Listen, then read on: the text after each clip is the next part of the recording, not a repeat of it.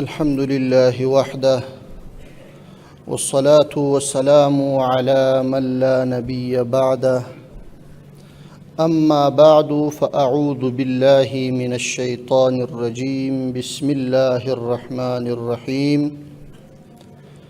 وما خلقت الجن والإنس إلا ليعبدون وقال تبارك وتعالى جل جلاله واعتصموا بحبل الله جميعا ولا تفرقوا صدق الله العظيم. ټول محترم حاضرینو، علماء کرامو، د کابل پوهنتون اساتذه کرامو او ګرانو محصلینو، خصوصاً ګران او قدرمن ورور محترم خلیفه صاحب ته السلام علیکم ورحمة الله وبرکاته.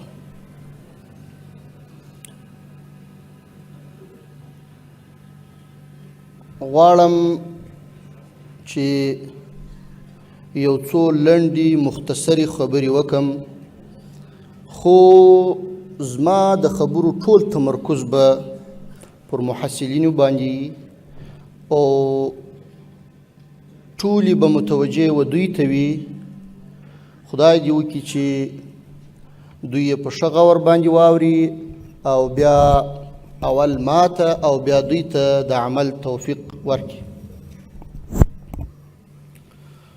محترمو ګرانو محصلینو ورونو، اول خو به تاسو ته مبارکي درکم چې دا ویاړ مو مبارک سه. الله جل جلاله دې په دې لار کې ستاسو ستړیاوې، تکلیفونه، زحمتونه، خولې دا ټول قبول کړي او الله دې په آینده کې هم تاسو د اسلام دین او وطن د کامیابی او د هغوی دپاره د خدمت کولو جوګه کړي او الله تعالی دې دا توفیق درکړي چې تاسو په ښه اخلاص او متانت سره د دین او هیواد لپاره خدمت وکړای شي. محترمو، زموږ او ستاسې خلقت، پیدایش دا د کوم هدف دپاره دی؟ ولې موږ او تاسې الله جل جلاله پیدا کړي یو؟ دا دنیا یې جوړه کړې ده او په دې دنیا کې بیا موږ او تاسې پیدا کړي یو او اشرف المخلوقات، تر ټولو مخلوقاتو غوره یې ګرځولي یو. مقصد د پیدایش زموږ او ستاسې بیرته موږ تاسې خالق رب جل جلاله موږ او تاسې ته ویلی دی او راښودلی یې دی چې ما چې تاسې پیدا کړي یاست د خپل عبادت دپاره مې پیدا کړي یاست. ګورئ، په دا جمله باندې علماء کرام ډېر پوهیږي. وما خلقت الجن والانس الا لیعبدون. انسانان او پیرانان دا ما نه دي پیدا کړي خو مگر د عبادت دپاره، یعنی خاص د عبادت دپاره دا ما پیدا کړي دي. نو چې هغه خالق زما او ستا چې ما او تا پیدا کړي یو، زما او ستا د خلقت سبب ما او تا ته راشي او وایي چې ته ما د دې دپاره پیدا کړی چې ته زما عبادت وکړې.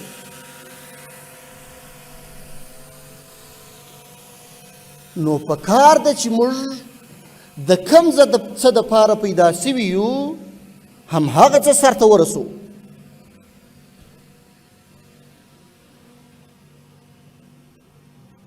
که چیرې یو موټر، یو باسکل، موټر سایکل، یو ماشین، هر څه چې په دا دنیا کې د انسانان جوړوي د یو مقصد دپاره یې جوړ کړي چې دغه شی زه جوړوم، هدف او مقصد د دې شي د جوړولو څخه زما دا دی چې دا شی ماته دا کار وکړي، دا کار وکړي، دا کار وکړي.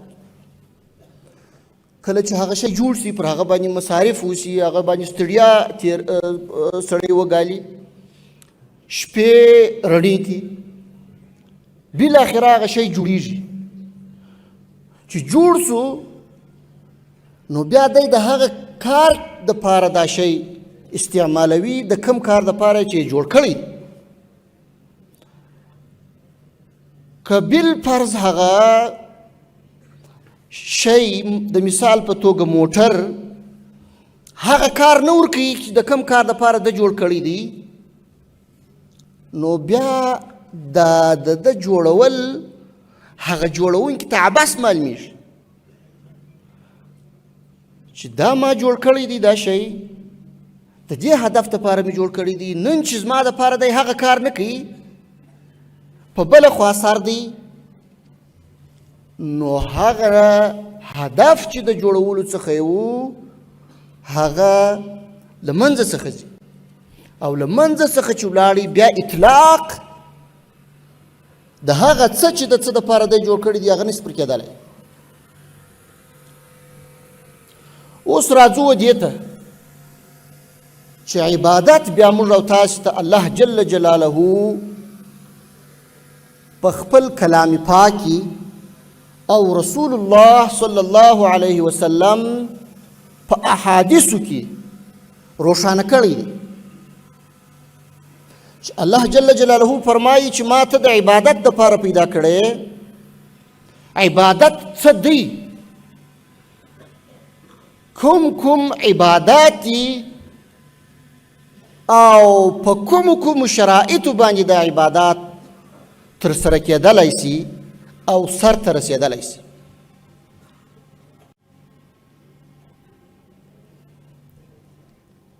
اول خو د انسان دپاره ضرور او لازمي دا ده چې دی به د الله جل جلاله پر وحدانیت او د رسول الله صلی الله علیه وسلم پر رسالت او هغه څه چې موږ او تاسو ته په ایمان مجمل او ایمان مفصل کې بیان شوي دي پر دې باندې عقیده لري. لومړی به تر ټولو وایي چې لا اله الا الله محمد رسول الله. که دی دا اقرار په ژبه ونه کړي او دا تصدیق په زړه ونه کړي، مؤمن او مسلمان نسی جوړېدلی. کله چې یو څوک ایمان ونه لري، مسلمان نه وي، هغه څه دی چې د کم څه دپاره الله جل جلاله پیدا کړی دی، دی هغه څه نه ترسره کوي او په نورو لارو سر دی. هغه هدف یې غلط کړی دی. تر هغه وروسته احکام د دین موږ او تاسو ته بیان شوي دي چې 5 وخته لمونځ به کوو، په جماعت سره به یې کوو، دغه یې شرایط دي، دغه یې ارکان دي، دا یې واجبات دي، دا یې سنتونه دي، دا یې مستحبات دي. دا طریقه د لمانځه ده او دا فرض عین دی پر هر مسلمان باندې چې دی به یې کوي. حج، روژه، همداسې نور ټول هغه احکام د الله جل جلاله یا هغه موارد چې الله جل جلاله موږ او تاسې ورڅخه منع کړي یو او نهیه کړي چې دا به نه کوو، هغه حرام ګرځولي دي.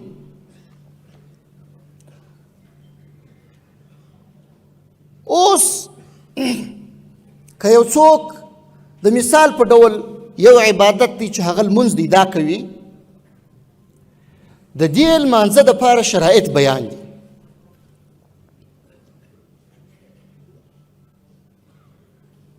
شرایط دا دي چې ستر د عورت به راځي. عورت د انسان دا به پټ. اوس دا دنیا جوړه داسې ده، که یو څوک لمونځ کوي دا شرط لازم او ضرور دی د ده دپاره چې دی باید جامه ولري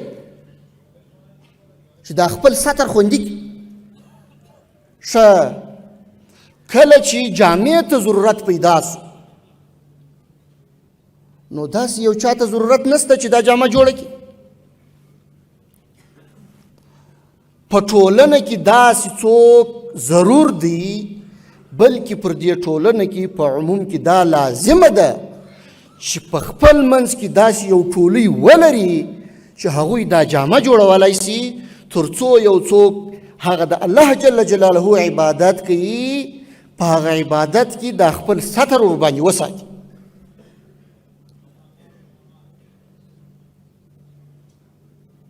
د دې دپاره د زده کړې ضرورت دی چې زه څنګه وکولی سم چې داسې یو کالي داسې یو څه جوړ کړم چې کوم انسان عبادت کوي هغه د خپل سطر ورباندې خوندي کړي. هم یا داسې په عموم کې زموږ تاسې زندگی کوو بې له عبادته حفاظت یا ساتنه د سطر دا لازم ده پر هر انسان باندې. نو موږ او تاسې باید په خپله ټولنه کې داسې کسان ولرو. د مثال په ډول یو له عباداتو څخه چې د ایمان یو حصه بیان شوې ده چې رسول الله صلی الله علیه وسلم فرمایي چې په لاره کې یو ازغن شی داسې یو څه چې هغه پر لاره تلونکي کس ته کېدلی سي په لار کې مشکل ایجاد کړي دا د لارې څخه لرې کول دا ډېر لوی اجر لري. کله چې د یو مسلمان د الله جل جلاله د یو بنده د لارې څخه د یو ازغي یا یو کوچني خنډ لرې کول دومره اجر لري نو د هغه د اوسایي دپاره سړک جوړول د هغه د سپرتیا دپاره موټر جوړول د هغه د صحت د ساتنې دپاره دوا جوړول دا به څومره ثواب لري. راځم مطلب ته چې دا ټول علوم که دیني دي که عصري دا ټول یو د بل سره تړلي دي. دا ټول د انسان د اصلاح د انسان د ښه زندګۍ تیرولو او د انسان د صحت په دغو چارو کې دي.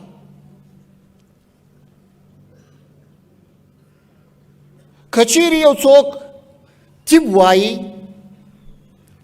او طب په دې نیت باندې وایي چې یو انسان چې د الله جل جلاله عبادت کوي هغه چې کله صحتمند وي دا کار کولی سي. که صحت د لاسه څخه ورکوي او ناروغ کیږي بیا د الله جل جلاله عبادت پر هغه طریقه چې څنګه یې حق دی نسي ادا کولی. او یا الله جل جلاله فرمایي ومن احیاها فکأنما احیا الناس جمیعا چا چې یو نفس ژوندی کی یعنی د هغه ژوند یې وژغوره داسې دی لکه ټول انسانیت چې ده وژغوره. نو که یو څوک علم حاصلوي تعلیم کوي او غواړي چې د ځان څخه ډاکټر جوړ کړي او بیا دې ټولنې ته خدمت وکړي دا یو لوی عبادت دی. که یو څوک غواړي چې یو اسلامي هیواد د مسلمانانو یو ټولنه اړتیا لري تر څو د یو ځای څخه بل ځای ته د سفر کولو لپاره له موټر څخه کار واخلي د طیارې څخه کار واخلي یا نور هغه وسایل چې د سفر دپاره وي د دې څخه کار واخلي. د دوی د هوساینې د دوی لپاره د خدمت کولو په نیت دی انجینری زده کوي، انجینر جوړیږي، او تر هغه وروسته دی طیاره جوړوي، موټر جوړوي، او هغه څه جوړوي چې هغه باندې انسان هوسا کیږي، د انسان ژوند ورسره سمیږي، یقینا چې دا عبادت دی. همدې ته ورته زموږ ستاسې د زندګۍ هره برخه دا د دې سره تړلې ده چې د هر څه دپاره په یو ټولنه کې باید یو ټولګی وي، یو څه کسان وي چې هغوی هغه زده کړه ولري او هغه چاره ترسره کړي. افغانستان دی یو نظام حاکم دی، دا نظام امنیت ته ضرورت لري، ضرور ده چې په نظام کې به پولیس وجود لري، اردو به وجود لري، تر څو موږ او تاسې چې داسې تعلیم کوو، ژوند کوو، زندگی کوو، کاروبار او تجارت کوو، امنیت به خوندي وي. که امنیت وجود ونه لري ما او تا ژوند نسو کولی. لازمه ده پر ټولنه باندې چې په خپل منځ کې داسې اشخاص ولري چې هغوی د دې ټولې ټولنې، د دې هیواد، د دې نظام ساتنه وکړي. صحت ته اړتیا لري، لازمه ده پر دې ټولنه باندې چې دوی ډاکټر ولري او خپلې اړتیاوې، خپل مشکلات په خپله ټولنه کې دننه حل او فصل کړي، پردیو ته محتاج نشي. استادانو ته ضرورت لرو، ځکه که نوی نسل راپورته کیږي او د هغوی د تربیې دپاره موږ استادان ونه لرو، نو ځوان قشر یا نوی نسل دا به موږ څنګه روزو؟ هدف او مقصد مې دا دی چې زموږ او ستاسو ټولې هڅې، ټول کوششونه، ټول ستړیاوې دا د مشترک هدف دپاره دي. یو د بل اعضایو په انسان کې دا یو ټولنه ده، یو به د زړه کردار ادا کوي، بل به د سترګې کردار ادا کوي، بل به د لاس کردار ادا کوي، بل به د پښې کردار ادا کوي، بل به د دماغ کردار ادا کوي، بل به د ژبې کردار ادا کوي. هیڅوک باید دا فکر ونه کړي چې یوازې دماغ وجود ولري، نور که دا هیڅ څه نه وي بس دا کفایت کوي. هیڅ کله نه. که یوازې زړه فعال وي، نور اندامونه ټول فلج وي، آیا دا زړه څه کولی شي؟ که یوازې سترګې فعاله وي، نور ټول وجود فلج وي، یوازې سترګې څه کولی شي؟ همداسې دا نور اندامونه. هر اندام، هر عضو ته انسان ضرورت لري، او د هر چا، د هر عضو، د هر اندام وظیفه، کار او مسؤلیت معلوم دی. لاس باید هغه وظیفه اجرا کړي کومه چې د لاس وظیفه ده، پښه باید هغه وظیفه اجرا کړي کومه چې د پښې وظیفه ده، سترګه باید هغه وظیفه اجرا کړي کومه چې د سترګې وظیفه ده.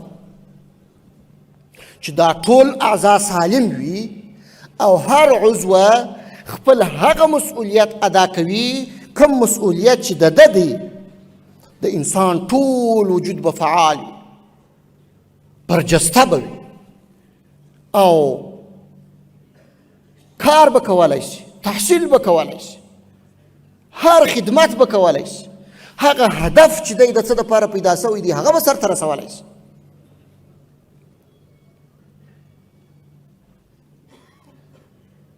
نو ټول د یو وجود اعضایو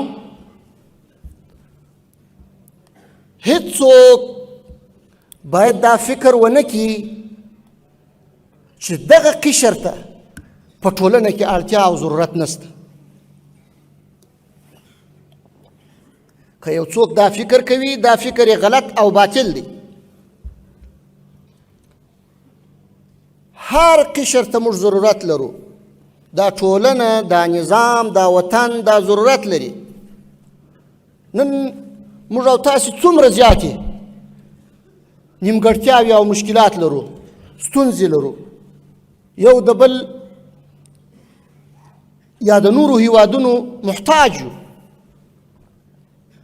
د صحت په برخه کې ګوره موږ تاسې ډېره لویه نیمګړتیا لرو او لوی احتیاج چې زموږ او ستاسې دی دا د صحت په برخه کې دی. بعضې هغه لوی لوی امراض چې موږ تاسې په هیواد کې هېڅ د علاج طریقه نه لرو. نو چې دلته ته ستا نظم جوړ نه وي، د مثال په ډول د سرطان مرض دی، د زړه ناروغي، د نور داسې مرضونه دي، که چیرې یو څوک مریض کېږي هغه حتما مجبور دی چې هغه به هر ضلالت کوي، هر مشکل کوي، هر څومره ستونزه کوي، دی به د خپل علاج دپاره ځي. داسې یو ځای ته به ځي چې هلته دی خپله تداوي وکړي، علاج وکړي. او موږ تاسې وینو چې موږ تاسې په دې برخه کې په څومره ستونزو او ناخوالو کې راګیر یو.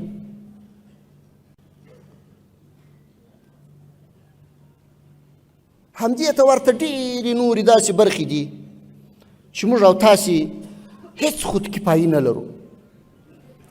نو ځوانانو تاسو ته وایو او د الله په خاطر درته وایو چې دا ټولنه، دا هیواد، دا اولس تاسو ته سترګې په لار دی، تاسو ته اړتیا او ضرورت لري. هر یو ځان داسې فرض کوي چې دا ټولنه یوازې همتا لري، یوازې ته چې ته به دې ټولنې ته نجات ورکوې، او دا عزم وکړي چې د دې ټولنې، د دې اولس، د دې نظام، د دې هیواد د خدمت دپاره به زه خپل مکمل وس او توان په کار اچوم او هیڅ کله به سستي، کهالي او ناغیړي نه کوم. که څوک د طب په برخه کې فارغه سوي وي، هغوی په هغه برخه کې باید کوشش وکړي چې زه به هیواد د طب په برخه کې، د صحت په برخه کې نور د دغه لوېدلي حالت څخه راباسم او په ځان به خودکفا کوم، بلکې داسې به یې جوړوم چې د نورو هیوادونو خلک دا ووایي چې درځئ کابل ته، درځئ کندهار، هرات، مزار او ننګرهار ته چې هلته ډېر ښه علاج کېږي، هلته د یو مرض تشخیص ډېر ښه کېږي. لکه اوس چې موږ او تاسې ځو، دا عزم وکړي او په دې عزم کې کامیابه کېدلی شي. که یو څوک په بله برخه کې علم ولري، تحصیل یې کړی وي، فارغ شوی وي، هغه باید په هغه برخه کې کوشش وکړي.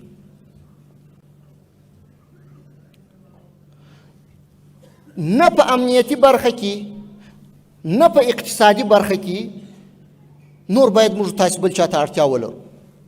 په هره برخه کې باید خودکفا یو او دې ته باید کار وکړو او دا کار تاسو کولی شئ. مایوسي نه ده په کار، هڅه او کوشش وکړي. هیڅ ټولنه، هیڅ یو هیواد بې له زیار، کوشش او ستړیا څخه و داسې کچې ته نه دی رسېدلی. هر چا چې خپل هیواد پر پښو درولی دی او په هره برخه کې خودکفا کړی دی، د هغوی ځوانانو کار کړی دی، ستړیا یې ګاللې ده او په هره برخه کې یې کوشش کړی دی، خپل هیواد یې خودکفا کړی دی او د نور د احتیاج یې ځان خلاص کړی. دا اوس موږ او تاسې یو. یعنې دغه په وجود کې چې مثلا د خولۍ او لنګوټې یا دغه څخه نیولې تر بوټه پورې دا هر څه د نورو هیوادو څخه موږ تاسو ته راځي. لنګوټه دې تړلې ده، دا ټوکر چیرې جوړ شوی دی؟ دا په افغانستان کې نه دی جوړ شوی. کوټ دې اغوستی، دا کوټ چیرې جوړ شوی دی؟ دا په افغانستان کې نه دی جوړ شوی. دا کالي چې دې اغوستی دي، دا ټوکر چیرې جوړ شوی دی؟ دا په افغانستان کې نه دی جوړ شوی. بوټونه چې ستا په پښه دي، دا چیرې جوړ شوي دي؟ دا په افغانستان کې نه دي جوړ شوي. د سره سترنوکه په بل چا متکي یې، دا ډېره د شرم خبره ده. نور باید غفلت ونه کړو، خپله انرژي په کار واچوو او د هیواد او وطن او د دې خپلې ټولنې د دې خپل ولس له خدمت لپاره شپه او ورځ پر ځان یوه کړو او په هره برخه کې چې احتیاج لري په هغه برخه کې یې خودکفا کړو. د دې دپاره چې داسې یو هدف ته موږ او تاسې رسیږو، زموږ او ستاسې ترمنځ وحدت، اتفاق، د فکر یووالی او ګډ عزم او ګډ هوډ او مشترک هدف دې ته ضرورت دی، اړتیا ده. الله جل جلاله فرمایي واعتصموا بحبل الله جميعا ولا تفرقوا. تفرق مه کوئ. د الله جل جلاله په رسۍ باندې لاسونه بسته او ټینګ کړئ. دا ستاسو د کامیابۍ راز دی. ګورئ، زموږ او ستاسې د شیندلو دپاره، زموږ او ستاسې د بې اتفاقه کولو دپاره لسیزې هڅې سوي دي. لسیزې هم شرقیانو خپل وس ټول تمام کړی دی په دې کې چې څنګه افغانان خصوصا علمي برخه دا سره وشیندي، مختلف افکار پکې را وارد کړي، ذهنونه یې وربدل کړي. هم غربیانو د دې دپاره خپل ټول توان په کار اچولی دی. تا ته وایي چې دا طالب دی د مدرسې، دا خو باید په یو مسجد کې امام وي، امامت وکړي او مړي ته غسل ورکړي، او که یو دینی برخه کې کوم پوښتنه ودا وکړي، نور دی د حکومت سره څه کار لري؟ ملا وګوره، حکومت وګوره. ما ته وایي چې دا د غرب روزلی دی، دا د شرق روزلی دی. هیڅکله دا ستا هغه عقیده او ایمان چې ته لرې د هغه سره په تنګ کې نشي در سره تللی، هیڅکله ستا سره فکر نشي یو کېدلی. ته باید دا خلک وترټې، ته باید دا خلک د ځانه څخه جلا کړې، ته باید دا خلک د صحنې څخه وباسې. خو ګورئ، که ملا نه وي، عالم نه وي، طالب نه وي، دا ټولنه نشي جوړولی. که ډاکټر نه وي، که انجینر نه وي، که پیلوټ نه وي، دا هیواد نشي جوړولی. هر یو باید دا حقیقت تسلیم کړي چې په دې ټولنه کې و دې ټولو اقشارو ته ضرورت شته، اړتیا شته. که چیرې یو دیني عالم وجود ونه لري، ستا هغه مقصد چې د څه دپاره ته پیدا شوی، هغه لار ته بیا نشي پیدا کولی، ته به بیا پر بله لار روان یې. که چیرې امنیتي ځواکونه ته ونه لرې، ته یوه ورځ هم په استقلال کې ژوند نشي کولی. که چیرې ته علمي کدرونه ونه لرې، ته به د پستۍ خواته روان یې، تنزل خواته به روان یې، د شاتګ خواته به روان یې. خلاصه دا ده چې یو بل به منو، یو د بل سره به مینه او محبت کوو، یو د بل قدر به کوو، او هر ټولنه، هر قشر دا به د دې ټول هیواد لپاره لازم او ضروري بولو، او د خدماتو ستاینه به یې کوو، یو بل ته به مشوره ورکوو. بیا کولی سو چې پرمختګ وکړو او هغه اهداف یا هغه څه چې ما مخکې بیان کړه، هغه ته په متفق ډول په یو د یو واحد نظام تر چتر لاندې د یو متحد فکر په رڼا کې هغه هدف ته موږ او تاسې ورسېږو.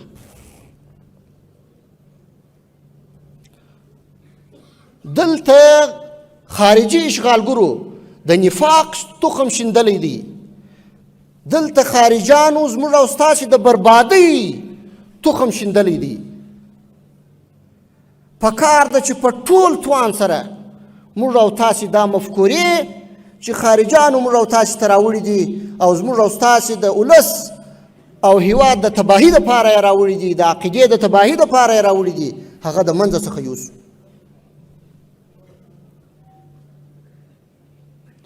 پر قومونو یې سره ویشلي یو، پر سمتونو یې سره ویشلي یو، په علمي برخه کې پر مختلفو برخو سره ویشلي یو، پر افکارو پر مختلفو چانو یې سره ویشلي یو.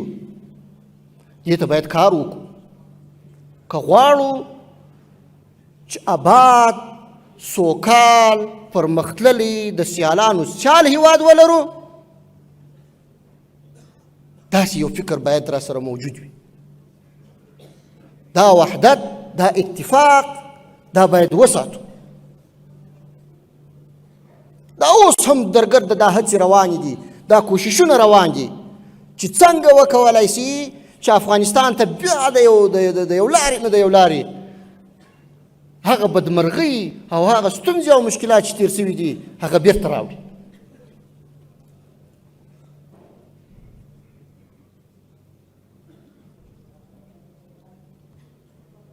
د دوستۍ په جامه کې د انډیوالۍ په جامه کې تر یو او بل شعار لاندې موږ او تاسې ته زهر واردوي او زموږ ستاسې د هلاکت دپاره یې استعمالوي. په اصلو کې په شهدو کې موږ او تاسې ته زهر راکوي. دوست او دشمن باید وپېژنو. که په خپله دا هیواد، دا وطن، دا نظام مستحکم نکو، جوړ یې نکو، د خپلې آبادۍ د خپلې سوکالۍ دپاره کار ونکو، هیڅ چاته تمه نشي کېدلی. 20 کاله امریکایانو په دې هیواد کې د بیارغونې تر نامه تیر کړل. تاسو وګورئ چې دوی کومه داسې پروژه په دغه 20 کاله کې عملي کړې ده چې هغه زموږ ستاسې دپاره 100 کاله، 200 کاله، 300 کاله کار وکړي. ټول کارونه په هغه چوکاټ کې کړي دي چې د خپل اهداف مد نظر و او دغه دپاره یې دا کار کوه. یو مثال زه درته وایم. دا ټول قلي اردوګان، دا ټول نظامي ځایونه او جزوتامونه دا داسې جوړ کړي دي هیڅ اساسي کار یې نه دی کړی. کنټینران یې ایښي دي، کانکسونه یې ایښي دي، یعنې هغه اساسي آبادي هم نه ده کړې. برق د یوې قلي اردو برق د شهري برق سره وصل نه و، ټول په جنریټرانو باندې چلېدل او هر جنریټر په زرګونو لیټره تیل په شواروز کې خوري. ته یې محتاج ساتلی چې ستا یو جزوتام، یو قلي اردو د برق یا د روښانه کولو دپاره یو څه شی ونه لري، تیل ونه لري، نو توره تیاره به ته به مجبور یې چې د دې دپاره ته تیل پیدا کړې. او تیل د افغانستان په خپلو منابعو باندې یا په خپله بودیجه باندې امکان نه لري چې دومره تیل مصرف کړي. ته مجبور یې چې دته به وایې چې زما د جزوتامونو دپاره ماته تیل راکړه. دا یو کوچنی مثال. په هره برخه کې یې کوشش کړی دی چې تا محتاج وساتي. ګوري په ټول افغانستان کې یو داسې یو څوک وجود نه لري، یوه داسې فابریکه نشته چې یو موټر تولید کړي خپل.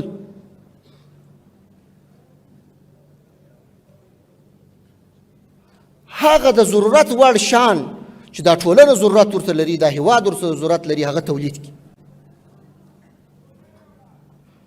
په تیاره او په غفلت کې یې ساتلي وو. نو رابیدار سي، لاس په کار سي، هدف یو وټاکئ چې هغه دین او وطن دی، بیا کامیابه کېدلی سي، بیا پرمختګ کولی سي، بیا سیالي کولی سي. پرون قوای هوایي ته ورغلی وم، پیلوټانو د انجینران سره راجمع کړي وو، هغو ته مې ویل چې د الله په خاطر دا ټول ولس موږ او تاسو ته تمه لري چې یوازنی هوایي ځواک هغه دا دی چې د مشکل په وخت کې به زما د هېواد څخه دا دفاع کوي. تاسو خپل حالت ته وګورئ، دا کم حالت دی؟ په دغه حالت کې موږ تاسو د خپل هېواد، د خپل وطن او د خپل حریم څخه دفاع کولی شو؟ ډېرې ستونزې لرو، ډېر مشکلات لرو. باید د خپله انرژي ټوله په کار واچو، په هره برخه کې کار وکړو، کوشش وکړو.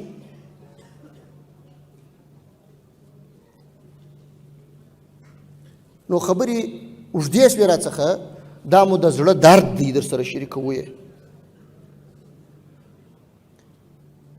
او دا مو یو ارمان دی چې الله جل جلاله دا خپل هیواد په داسې شکل په موږ وویني چې په یوه برخه کې هم زه پردي ته اړتیا ونه لرم، په هره برخه کې زه خپل افغانان او افغان قدرونه ولرم، او ټول قومونه، ټول سمتونه دا پر یوه دسترخوان را ټول متحد، آزاد او خوشحال.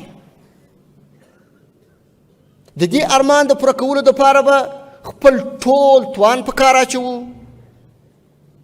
خپله ټوله انرژي به مصرفوو، دعا به هم کوو، او خپل امکانات به هم په کار اچوو، اخلاص به کوو، صداقت به کوو. که خدای کول د الله جل جلاله مرسته او نصرت را سره و، انشاءالله چې په نږدې راتلونکي کې به بیا موږ دغو اهدافو ته رسیږو او دا اهداف به ترلاسه کوو چې په هغه وخت کې به انشاءالله بیا هر هغه څوک چې افغانستان ته بده اراده په زړه کې هم ولري، هغه اراده به د خپل تصور څخه باسي. تصور به هم دا نه کوي چې زه افغانستان ته نقصان ورسوم، زه د افغانستان خلک یو د بل په مقابل کې وجنګوم، زه د افغانستان خلک یو د بل څخه متنفر کم، زه یو قشر د بل سره، بل قشر د بل سره په یو او بل نامه باندې په اختلافاتو او مشکلاتو کې واچوم. نو دا ټولنه، دا هیواد، دا نظام تاسو ته ضرورت لري او پر تاسو باندې حساب کوي. محترم استاد د پوهنتون اشاره چې وکړل چې د دوی څخه، د استادانو څخه باید مشورې واخیستل سي، زه خو وایم چې دا نظام د دوی و مشورو ته ضرورت لري. دا پر دې نظام باندې لازم او ضرور ده چې په ټولو هغو برخو کې چې دوی تجربه لري، دوی زده کړې لري، د دوی د تجربو او د دوی د استعدادونو څخه باید دا نظام کار واخلي، د هیواد د پرمختګ دپاره کار ورڅخه واخیستل سي. دا اوس دا تېره کابینې په مجلس کې فیصله وسوه چې د اورګاډي پټلۍ چې کومه ده، دا ګیج، دا باید کم ګیج واوسېږي. درې قسمه مشهور ګیجونه دي چې مثلا یو سټنډرډ ګیج دی، بل روسی ګیج دی، بل انډین ګیج دی. نو زموږ تاسو ته لپاره په ګټه څه ده د دې هیواد دپاره د دې شرایطو کې چې موږ تاسې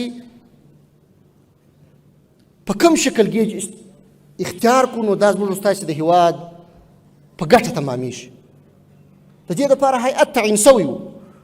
په هیئت کې د مختلفو برخو مسلکي کسان وجود درلود، د پولیتخنیک استادانو وجود درلود. هغوی ګډ نظر وړاندې کوي ټولو په مشترک ډول چې زموږ دپاره دغه ګټه ده د دې هیواد دپاره، په دغه دلیل، په دغه دلیل، په دغه دلیل، او هغه د کابینې د خوا تایید شو. نو انشاءالله چې هره فیصله په دې هیواد کې کیږي، د دې هیواد په هر مورد کې کیږي، په هغه کې به د اړوند با تجربه استادانو، اشخاصو، که درونو سره مشوره کیږي او دا مشوره حق ده چې باید وسي او باید په دې ته کار وسي، موږ یې ملاتړ کوو، موږ دا غوښتنه لرو. هر استعداد په دې هیواد کې چې موجود وي هغه باید په کار واچول سي او هیڅکله یو نفر هم چې استعداد لرونکی وي، مسلکي شخص وي، با تجربه شخص وي، باید له لاسه ورنکو. دې ته باید خاصه پاملرنه وکړو. نو خبرې به ختمې کړم. د زړه خواله وه، چون دردونه ډیر وي او کله کله د سړي څخه خبرې اوږدې سي، خدای دې وکړي چې پر تاسو باندې غمېدلې نه وي. الله جل جلاله دې اول ماته بیا تاسو ته او د افغانستان هر وګړي ته دا توفیق ورکړي چې متحد، متفق او د هیواد د پرمختګ او آبادۍ دپاره کار وکړي او الله جل جلاله دې زموږ او ستاسې وطن افغانستان جوړ او آباد ولري. الله جل جلاله دې د تورو تاریکیو، ناخوالو، مشکلاتو او جنګونو او بې اتفاقیو څخه راوساتي. یو ځل بیا مبارکي درته وایم، الله جل جلاله مستریاوي قبول کړه. الله جل جلاله دې آینده د دې وطن د هیواد د اسلام عقیدې د خدمت کولو توفیق درکړي او الله جل جلاله دې په دې لاره کې ستاسو څخه لوی لوی خدمتونه واخلي. وآخر دعوانا ان الحمد لله رب العالمين. آمين.